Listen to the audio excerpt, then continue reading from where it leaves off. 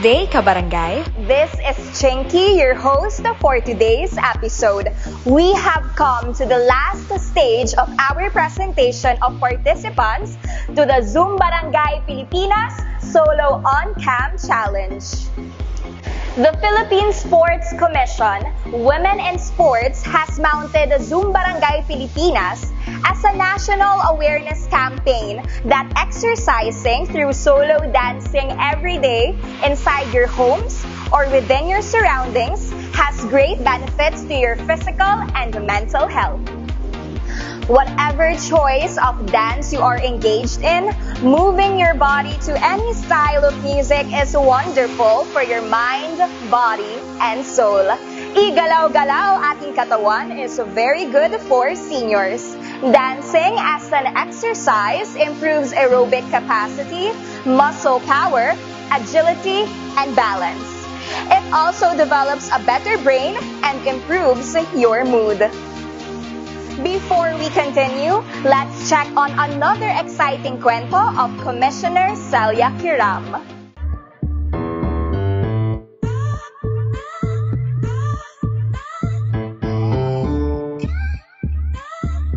Ang aking ibabahaging kwento sa inyo ngayon ay ang mga nakakawining kaalaman tungkol sa sayaw. Ang sayaw ay nagsimula libo-libong taon na.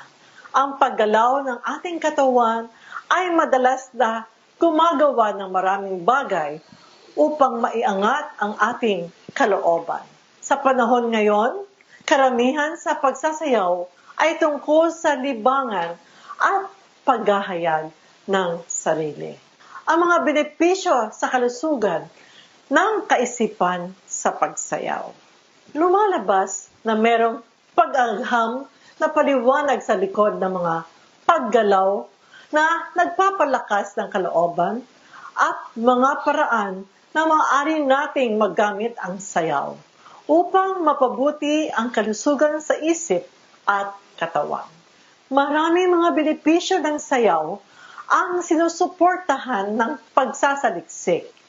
Pinapaganda ng sayaw ang iyong kalusugan sa puso, pangkalahatang lakas ng kalamnan, balanse at koordinasyon, at binabawasan ang pagkalungkot.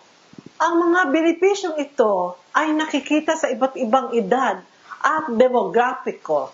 Bukod sa mga pakinabang ng paggalaw at musika, isang kahanga-hangang epekto ng sayaw ay mas konektado sa lipunan.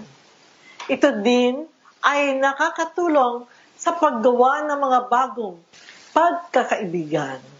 Diyan nagwawakas ang kwento tungkol sa sayaw na mahusay para sa ating isip at katawan. Muli, ito ang inyong Commissioner Kiram na walang sawang maghahatid ng kwentong kababaihan, kwento para sa kaalaman at karunungan sa sport.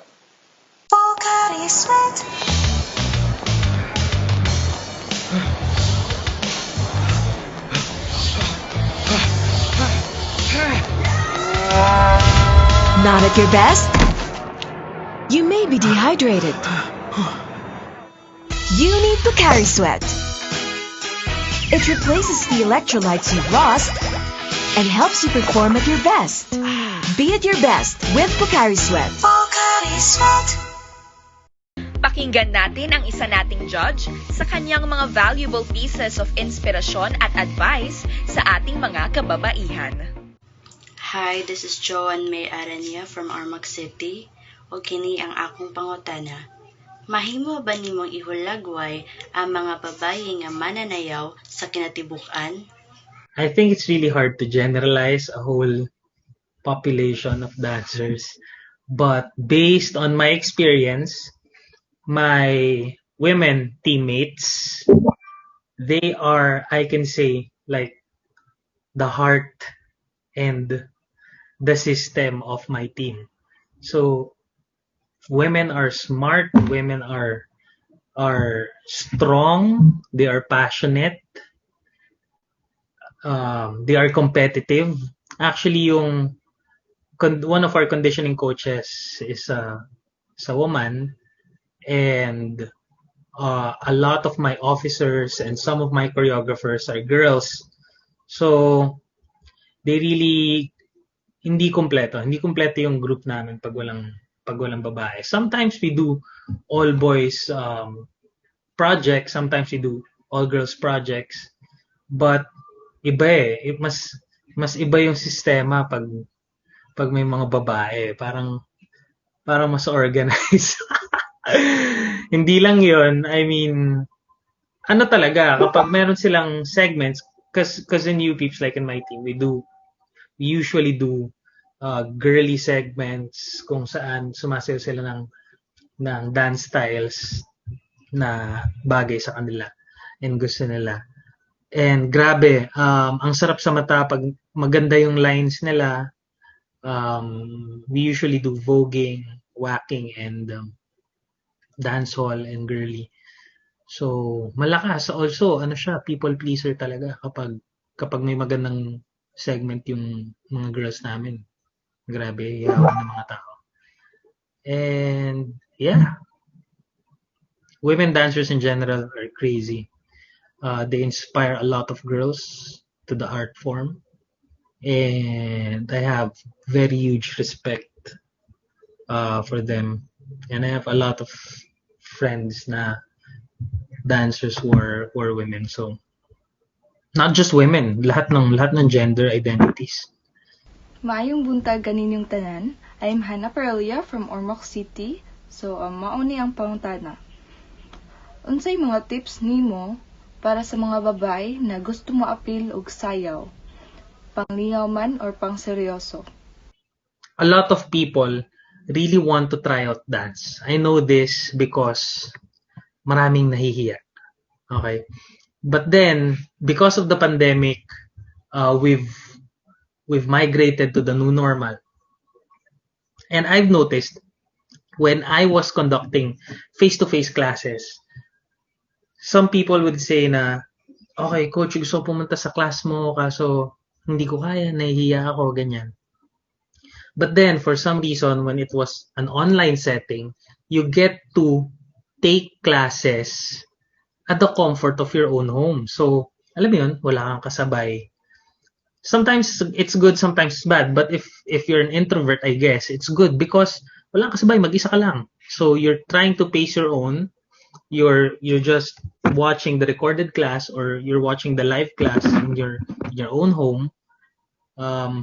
And then you can dance as if no one's watching.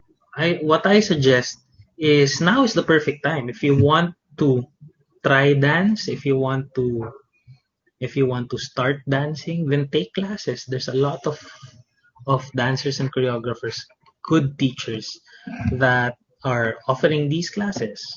Although not all good dancers are good teachers, so you have to do some research on that. But there are a lot. You just have to search. Everything's online now. What I suggest is look for mentor, look for opportunities, update your CV or your resume.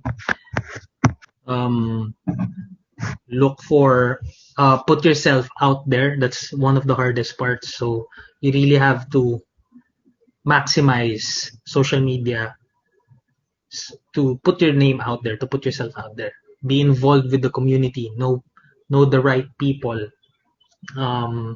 If you want to join a professional team, go audition. And just train yourself. It's really important to have a mentor. Train yourself to become professionally involved in these things.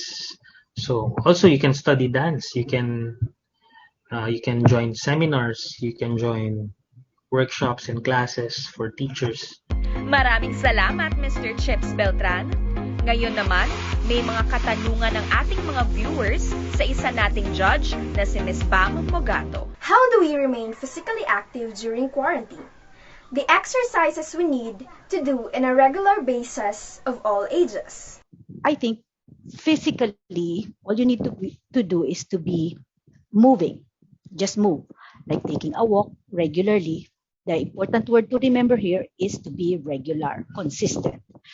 Okay, and that's also the best exercise for all ages. So, but we do need to remember that this is quarantine. So, ang mas importante po natin also bigyan ng importansya ay hindi lang yung physicality natin, which is good, but also our mind, mental health in particular. Yun. So, if you can have, try to be in contact with people, even at a distance, like using Zoom or using Messenger or text, and be positive in your outlook.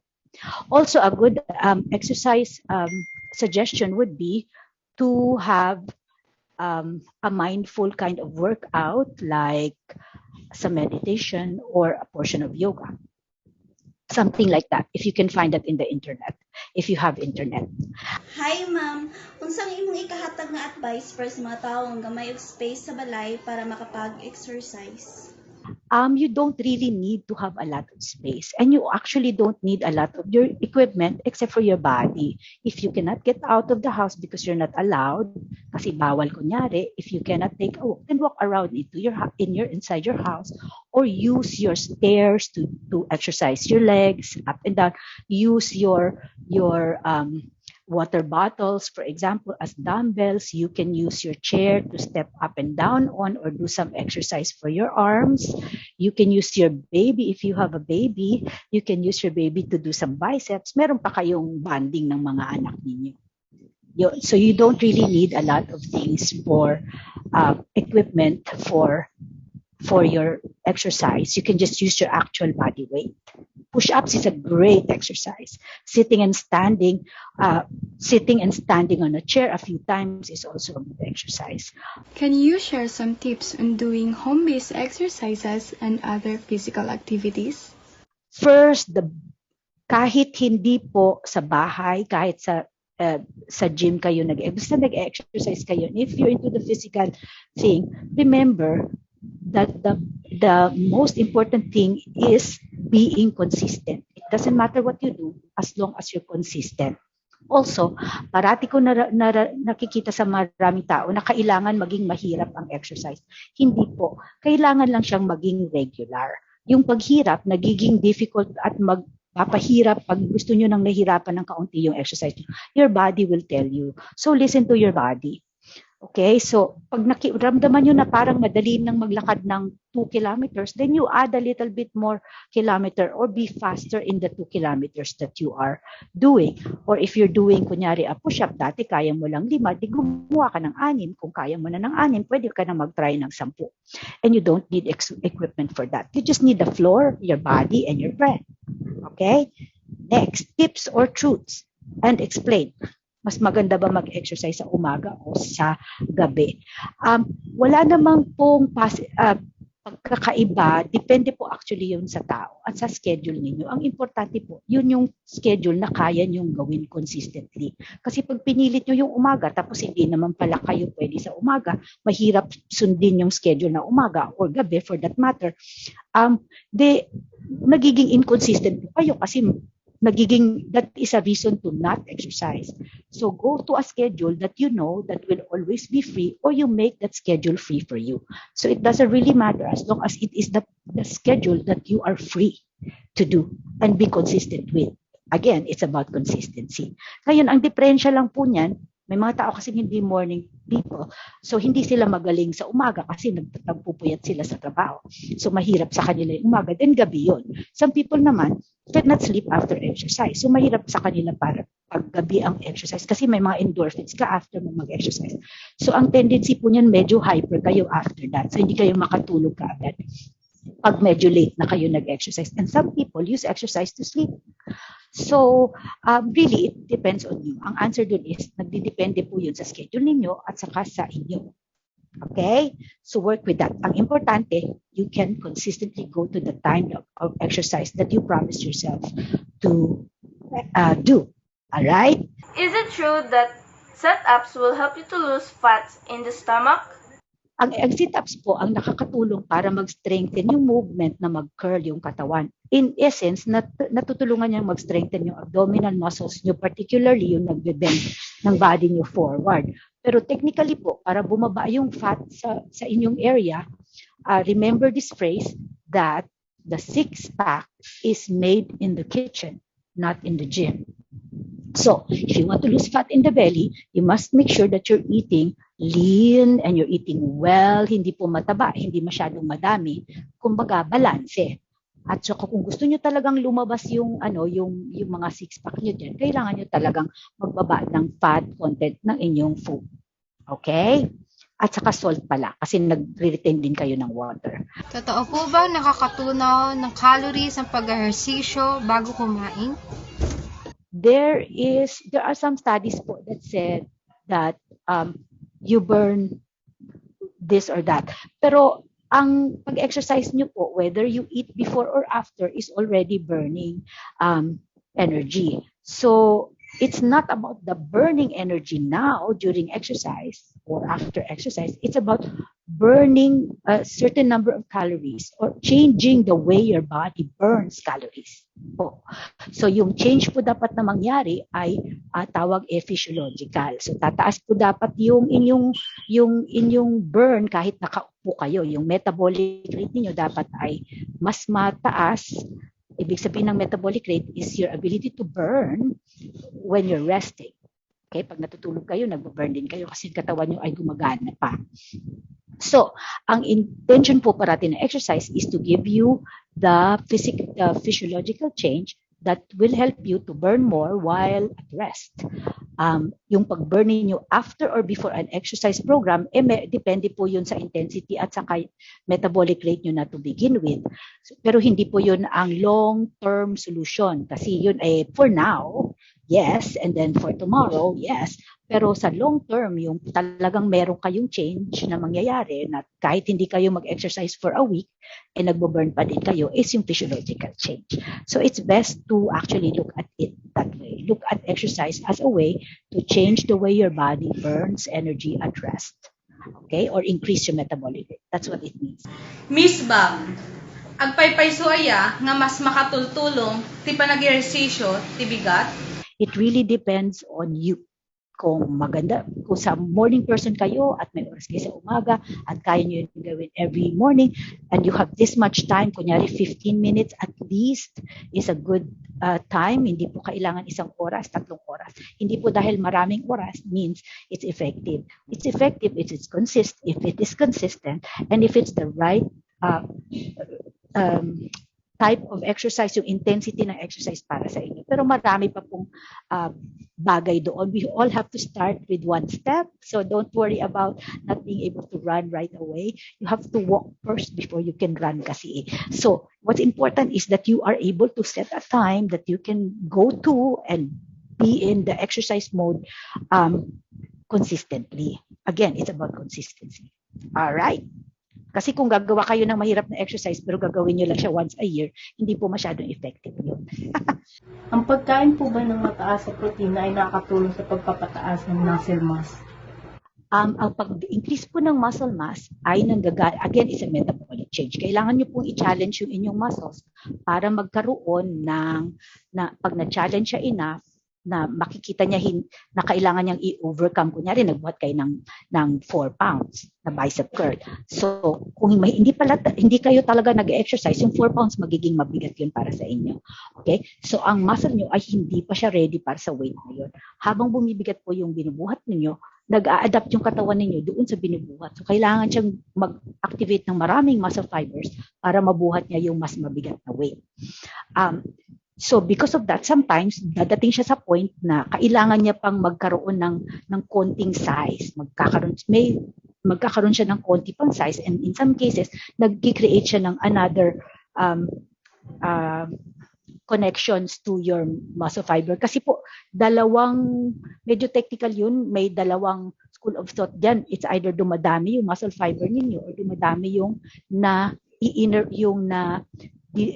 kukuha yung nagagamit nyo na muscle fiber sa isang exercise. Medyo technical yung aking terminology. Pero in the end po, ang answer is, Eating more protein does not necessarily give you more muscle mass kasi you have to actually challenge your muscle and give your muscles time to regenerate or to rest to get the development that you need. Tama po dapat ang challenge na binibigay at tama din yung nutrition na binibigay. And one more thing in addition, and for the last part of this question, protein po ay hindi kailangan marami sa isang kainan. Mas madami pa rin po. You can consult, the best is to consult with a nutritionist or a dietitian who will tell you that always, even in a high protein diet, the protein does not exceed the carbohydrates or the fat. So you can also check that out with your nutritionist. Pero my suggestion is to just exercise consistently and exercise with use the exercise program that best suits you. Kasi not everyone will be wanting to lift weights, and some people like to dance, some people like to walk, some people like to run. So find the activity that you like and do it consistently. As long as you move in the home, as long as you're moving and you're finding time to relax, and you're finding time to be with your family and have a balanced mindset and a positive mindset at that, then everything should be okay, right? And remember, it's okay not to be okay. Tinuod ba nga makapatambok sa usa ka tawo kung muhunong siya og ehersisyo? Depende po yan sa activity nyo na gagawin kung hindi na kayo nag-e-exercise at saka kung paano kayo kumain. Pagkatapos, kunyari, you stop exercising, tapos you're eating the same amount of food as opposed to the time that you're exercising. The chances are medyo magigain kayo ng weight. The reason is, wala na po yung expenditure. Hindi nyo na siya binaburn the way you usually burn it because you're active before and now you're not. But then, meron pa po kayong mga leeway niya, mga 1 or 2 weeks na medyo, or maybe a month pa, depende sa kung gaano kayo kabagal, karami kumain, I guess. Yung pag-gain back ninyo ng exercise or ang pag-gain ninyo more ng exercise. Maraming atleta na dahil mataas yung level ng activity nila when they were still training as an athlete, they would eat a lot kasi kailangan nila yon para magawa nila yung ginagawa nila as an athlete. Now, when they stop being athletes and they just do regular workout and they still eat the same amount of food, chances are they will gain weight kasi po hindi na totally nila kailangan yung number of calories na tinitake in nila as opposed to when they were very, very active. Okay, but then I'd like to note, side note na lang ito, na your fitness does not depend only on your weight. Physical fitness and mental health have to be strong together or improve together. Number 2, being physically fit is not necessarily being thin. Kasi ang payat or muscular for that matter. Kasi ang fitness po ay ang physical fitness ay na-measure yan sa kaya mong gawing na activity every day. Also, unless you're competitive, i-measure nyo po yun sa kaya yung mga bagay na kaya nyong gawin sa everyday life ninyo, yung activities of daily life ninyo, you're able to do them comfortably. Okay? So, hindi naman kailangan kayong nagbubuhat unless nagbubuhat kayo araw-araw ng kilo-kilo, let's say a grain of stack of rice every day, then you don't really need that much weight. So, in essence po, sinasabi ko na hindi isa lang ang basihan ng fitness at hindi ang fitness dependent lang sa itsura ng katawan. Ang fitness po ay nagdidepend talaga sa anong kayang gawin ng katawan natin. Particularly to the women, we tend to put ourselves down because of that. We have to celebrate the things that we can do and not focus on the things that we cannot. Diba?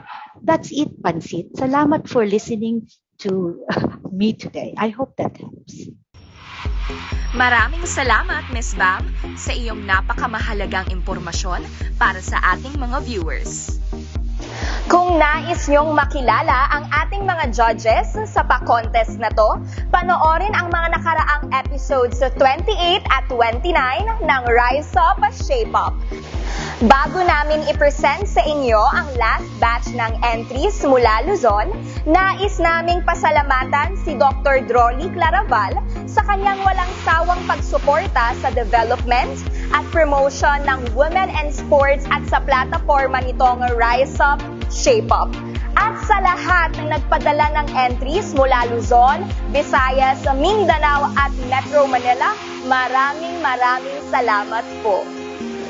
Ating panoorin ang huling entries ng Luzon.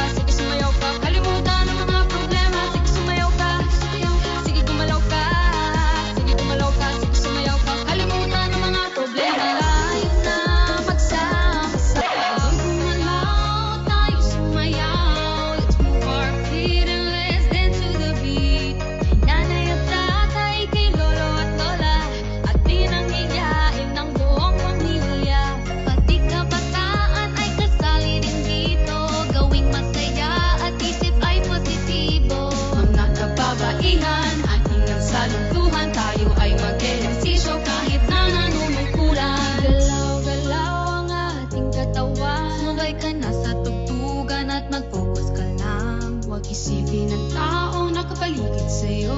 Makakamit mo rin ang ninanais mo. Gumalaw tayo sumayaw. Let's move our feet and let's dance to the beat. Nanay at tatay kay lolo at lola, at dinangiyain ng buong pamilya. Pati kabataan ay kasali rin dito, gawing masaya at isip ay positibo. Mga kababaihan, ating nagsalutuhan, tayo ay mag-ehersisyo kahit na nanunungkulan. Galaw-galaw ang ating katawan, sumabay ka na sa tugtugan at mag-focus ka lang. Huwag isipin ng tao nakapaligid sa'yo, makakamit mo rin ang ninanais mo. Rise up and shape it up. Oh, rise up and shape it up. Oh, sige sumayaw ka, sige gumalaw ka, sige gumalaw ka, sige sumayaw ka, kalimutan ang mga problema. Sige sumayaw ka, sige gumalaw ka, sige gumalaw ka, sige sumayaw ka, kalimutan ang mga problema. Sige sumayaw ka, sige gumalaw ka, sige gumalaw ka, sige sumayaw ka, kalimutan ang mga problema. Sige sumayaw ka, sige gumalaw ka, sige gumalaw ka, sige sumayaw ka, kalimutan ang mga problema. Tayo na magsama-sama, kalimutan na natin ang mga problema. Takbo ng todo ang iyong katawan, sa kanan kaliwa iyong sundan ang galaw. Tayo na magsama-sama, buong barangay ay magkakaisa. Luzon, Visayas at Mindanao, sumabay sa tugtugan at tayo'y sumigaw. Gumalaw tayo sumayaw, let's move our feet and let's dance to the beat. Nanay at tatay kay lolo at lola, at dinangiyain ng buong pamilya. Pati kabataan ay kasali rin dito, gawing masaya at isip ay positibo. Mga kababaihan, ating nagsalutuhan, tayo ay mag-ehersisyo kahit na nanunungkulan. Galaw-galaw ang ating katawan, sumabay ka na sa tugtugan at mag-focus ka lang. Huwag isipin ng tao nakapaligid sa'yo, makakamit mo rin ang ninanais mo. Rise up and shape it up. Oh, rise up and shape it up. Oh, sige sumayaw ka, sige gumalaw ka, sige gumalaw ka, sige sumayaw ka, kalimutan ang mga problema. Sige sumayaw ka, sige gumalaw ka, sige gumalaw ka, sige sumayaw ka, kalimutan ang mga problema. Sige sumayaw ka,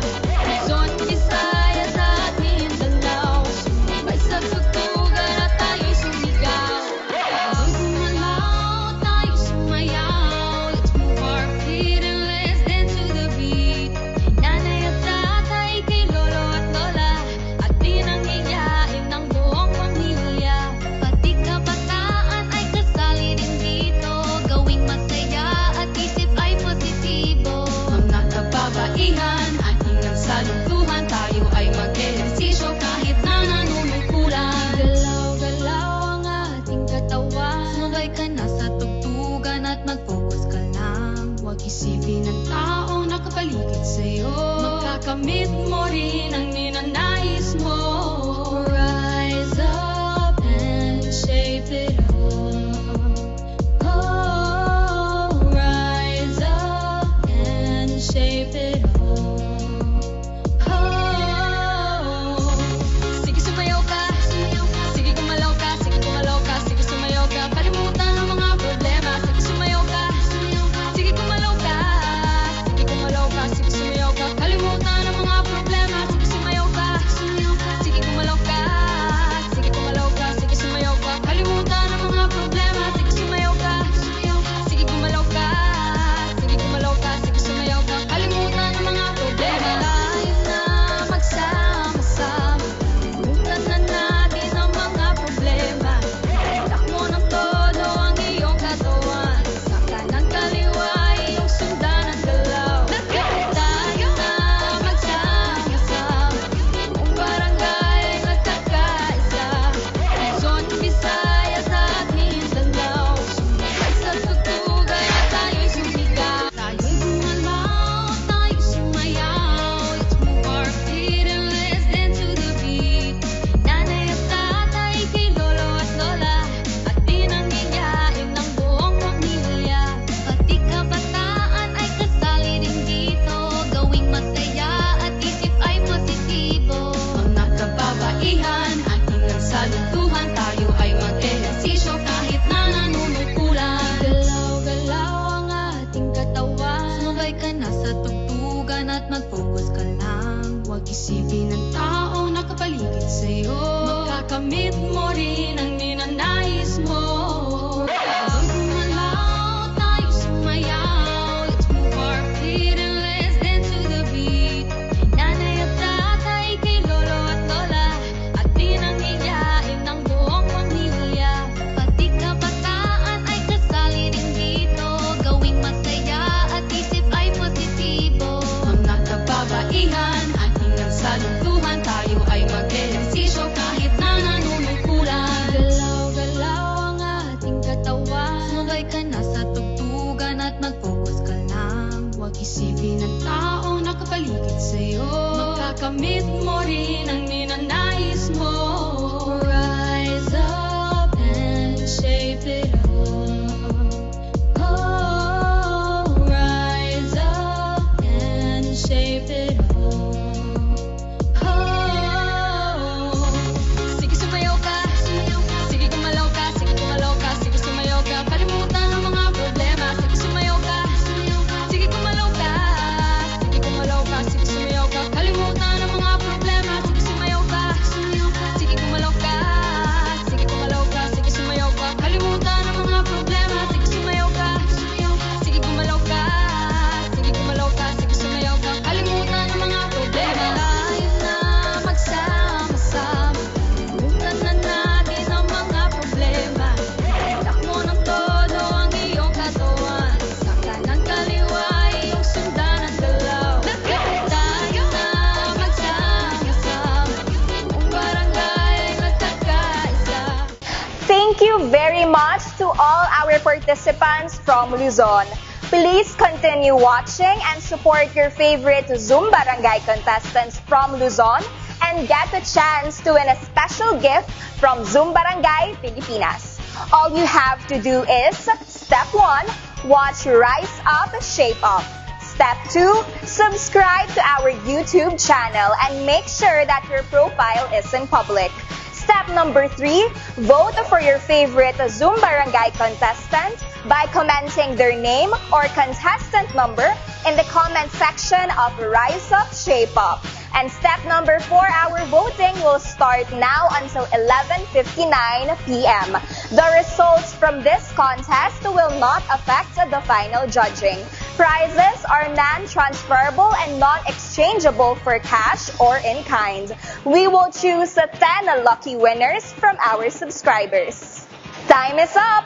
Thank you for watching Rise Up, Shape Up, a public service show brought to you by the Philippine Sports Commission, Women in Sports. Have a marvelous day, everyone! Rise up and